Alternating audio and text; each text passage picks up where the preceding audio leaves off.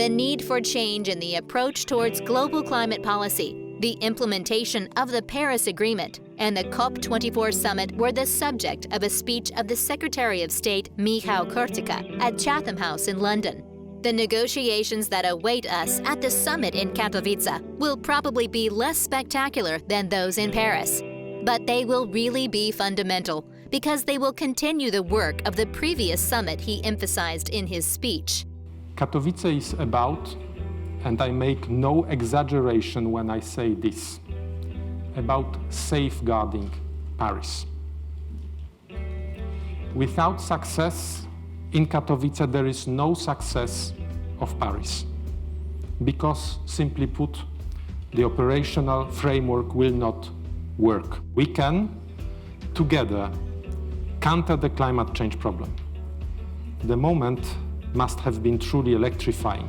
We had in the bag the Paris Agreement. The concluding session, which was attended by the Secretary of State Michał Kurtyka, was devoted to the need for joint action and a comprehensive approach towards climate change. The task is not easy, but I do have hope. The negotiators and their ministers understand the responsibility lying on their shoulders too. And I could observe that for the last several meetings I attended. They are the pioneers, explorers of the new frontiers of the global climate politics. The problem of climate change was presented as a problem for the whole planet. Therefore, its solution is possible only with the participation from all populations. Multilateral approach is the only effective way to address the global warming. There is no question about that. On the other hand, climate action is a national issue. We must focus on the internal domestic dynamics in order to move forward. In his speech, the COP24 president stressed that global action must go hand in hand with the local activities. If it is meant to be successful, climate policy must be incorporated into wider national policies. The new normal in the climate policy is to treat it not as an exception in national politics, imported from outside or imagined at the top level, but as part of a wider picture. During the conference, the strong link between climate policy and the economy was highlighted.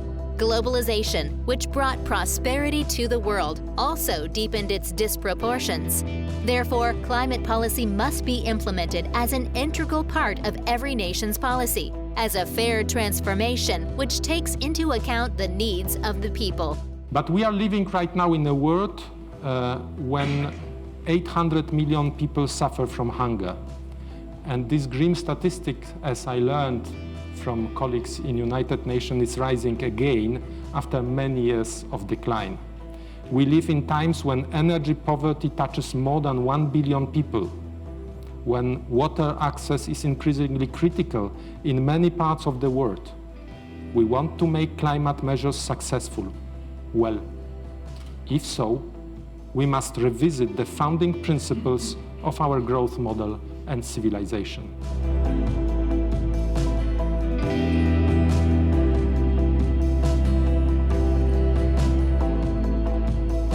Climate policy issues were also the subject of the next meeting at the Polish Embassy in Paris.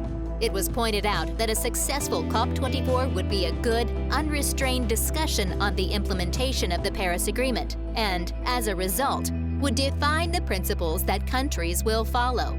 Minister Kurtyka emphasized that Silesia is the best place for such a discussion because of its place in Polish industrial culture, where change takes place with people and not against them. COP24 in Katowice, organized in a very symbolic place for Poles, is the heart of the mining and industrial regions of Silesia. It's the heart of a region which underwent tremendous transformation, but is right now a very successful region with low record of unemployment, with high industrial activity, which is really turning its face to the future, which is also a very green city. So we have a number of reasons to believe that organizing a COP in Katowice can, on the contrary, be a perfect example of how can we manage a policy, future policy, not against people but with people.